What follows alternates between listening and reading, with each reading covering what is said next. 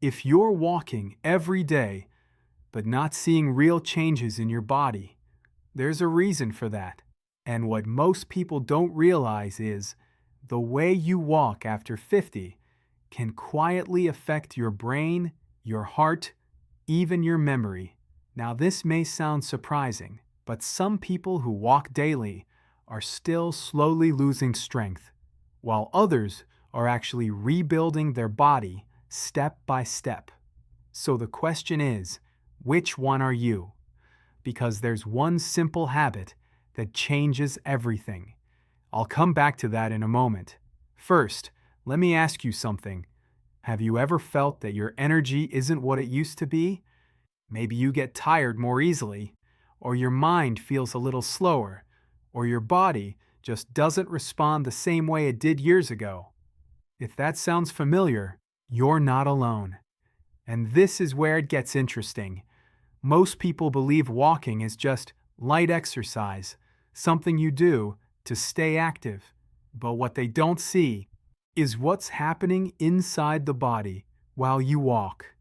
Because when you move your body the right way, you're not just using your legs, you're sending signals to your brain, to your heart, to every cell in your body.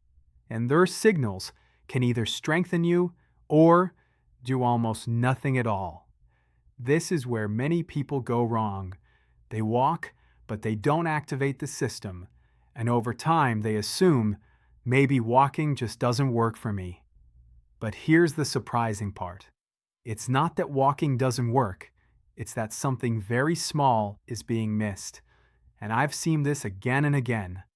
The narrator's name is William Lee, a senior health specialist with over 30 years of hands-on experience working closely with older adults and their health and well-being. And I've seen this exact issue in thousands of people. People who were doing the right thing, but not getting the right results. And once we made a small adjustment, everything started to change. Sleep became deeper. Even their thinking became clearer. Now, I'm not saying walking is a miracle, but when done correctly, it becomes one of the most powerful tools to support your body as you age. And this is where most people don't realize. Your body after 50 doesn't respond the same way it did before. It needs a different kind of signal, a slower, more consistent, more intelligent kind of movement, not extreme workouts, not pushing yourself to exhaustion, but something steady, something repeatable, something your body can trust. And walking, when done the right way, does exactly that. But here's where it gets risky. If you walk without understanding what's happening inside your body, you may miss the very benefits you're hoping for. And over time, that can quietly add up. Now stay with me, because in a moment, I'm going to show you what walking actually does inside your brain, and why some researchers believe it may play a role in protecting your memory as you age. But before we get there, there's something important you need to understand first. Because this is the foundation, and without this, nothing else will make sense. You see, your body is always adapting. Every single day, it's either moving toward strength or slowly moving toward decline. There's no middle ground. And the signals you send through your daily habits decide the direction. So when you walk, your body asks a simple question. Is this movement important enough to adapt to? If the answer is yes, your body begins to respond. If the answer is no, it stays the same. And this is where everything changes. Because most people never cross that invisible line. They move, but not enough to trigger real change. And that's why they don't see results. But don't worry, because once you understand this, you can begin to shift things very quickly. Now in the next part, I'll explain what actually happens inside your brain when you walk consistently, and why this may be more important than you've ever been told. Now, let's talk about what's happening inside your brain, because this is where most people underestimate walking. You see, as we age, certain parts of the brain begin to slowly shrink, especially the area responsible for memory and learning. And this doesn't happen suddenly. It happens quietly, over time, often without clear warning. But here's the surprising part. Studies suggest that regular walking may help slow down this process, and in some cases, even support the growth of new connections in the brain. Now you might be wondering, how can something as simple as walking affect the brain? It's a fair question, and I'll explain it simply. When you walk, your heart begins to pump a little faster, not in a stressful way, but in a steady, controlled rhythm. And this increased flow sends more oxygen and nutrients directly to the brain. Over time, this supports the health of brain cells and helps them communicate better with each other. Think of it like this. Your brain is like a network of roads. If those roads are used regularly, they stay strong and connected. But if they're not used, they slowly weaken. Walking keeps those pathways active, and this is especially important after 50. But stay with me, because this next part is where it becomes serious. It's not just about memory, it's about what happens when the body stays inactive for too long. Research shows that long periods of sitting can affect how the body manages blood sugar. And over time, this can increase the risk of conditions like type 2 diabetes. Now here's what most people don't realize. You don't need intense exercise to support this system. In fact, some studies suggest that consistent, moderate walking can be very effective in helping the body use sugar more efficiently. And this matters more than you think, because when your body handles sugar better, it reduces strain on your internal systems, especially the ones that tend to weaken with age. Now, I want you to notice something. So far, we've talked about the brain and blood sugar, but there's a deeper connection here, and most people completely miss it. Because walking doesn't just affect one part of your body, it creates a chain reaction. And this is where things start to become more powerful. Let me explain. When you walk regularly, your circulation improves. That means blood flows more freely through your entire body. And this improved circulation plays a key role in supporting your heart. Now here's something important to understand. You don't need to push yourself to exhaustion to support your heart health. In fact, a steady daily walk can help maintain healthy blood pressure levels and support the flexibility of your blood vessels. But here's where it gets interesting. Walking doesn't put your body under extreme stress. It works with your body, not against it. And for many people over 50, that's exactly what the body needs.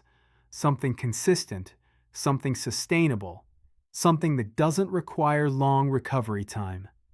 Now, stay with me, because there's another benefit that most people never connect to walking, and it has to do with your breathing. Have you ever noticed that when you sit for long periods, your breathing becomes shallow, almost automatic, barely noticeable? But when you walk, something changes. Your breathing deepens, your lungs expand more fully, and your body begins to take in more oxygen. And this has a quiet but powerful effect, because better oxygen flow supports your energy levels, your immune system, even your ability to focus. But here's what most people don't realize. If your walking pace is too slow, you may not fully activate this benefit. And if it's too fast, you may put unnecessary strain on your body. So there's a balance, a very specific range where your body responds best. And I'll show you exactly how to find that later in the video. But before we get there, there's one more connection that you need to understand. because this is something almost everyone ignores, and it may explain why some people walk every day but still feel stiff, uncomfortable, or even in pain. Now, let's talk about something many people feel but don't always understand: stiffness. That sense that your body just doesn't move as freely as it used to. Maybe it's your lower back, your knees, or even your hips. At first, it feels small, just a little discomfort, but over time, it can begin to affect how you walk, how you sit, even how you sleep. And this is where most people make a mistake. They assume that movement is the problem, so they move less, they rest more, they avoid discomfort. But here's the surprising part. In many cases, that does the opposite of what the body needs, because your joints are designed to move. Your muscles are designed to support that movement, and your spine needs gentle, repeated motion to stay healthy. Now, this is important.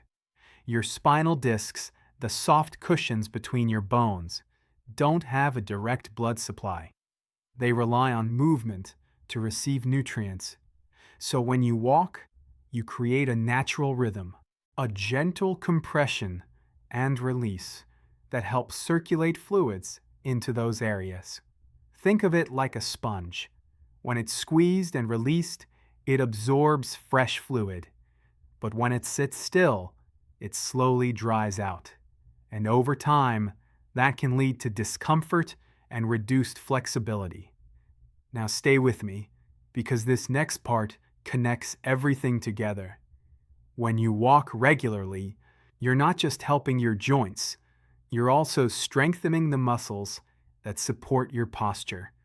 And posture plays a bigger role than most people realize, because the way you hold your body affects how your muscles work, how your joints align, even how your organs function. If your posture is weak, your body has to compensate. And that compensation often leads to strain, especially in the lower back and neck. But here's where walking becomes powerful. When done with proper form, it gently activates the muscles that keep you upright. Over time, this can improve balance, stability, and overall movement. Now I want you to notice something. None of this requires intense effort. It doesn't require pushing yourself beyond your limits. It requires consistency and the right approach. But here's where it gets even more interesting, because what happens in your body also affects what happens in your mind.